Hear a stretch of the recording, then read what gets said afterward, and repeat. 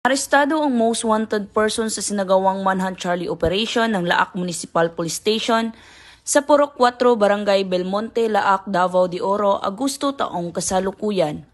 Kinilala ni Police Major Marites P. Salangit, Chief of Police ng Laak Municipal Police Station, ang suspect na si alias Anali, 24 anyos, walang trabaho, na residente sa Purok 4, Barangay Belmonte, Laak, Davao de Oro. Ayon pa kay Police Major Salangit, nahuli ang suspect sa bisa ng warrant of arrest na inisyo ng Regional Trial Court, 11th Judicial Region Branch 5, Digos City at inihain ng pinagsamong pwersa ng mga tauhan ng Laak Municipal Police Station, Davao de Oro Police Provincial Office, 1st Kuy RMFB 11.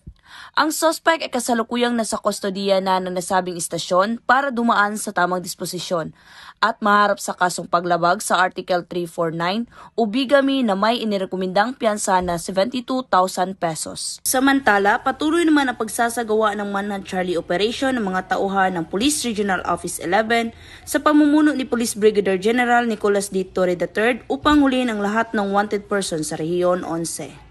Mula dito sa Rehiyon 11, ako ang inyong PNN correspondent, Patrolwoman Berna Milapus, alagad ng batas, taga-taguyod ng Balitang Pulis.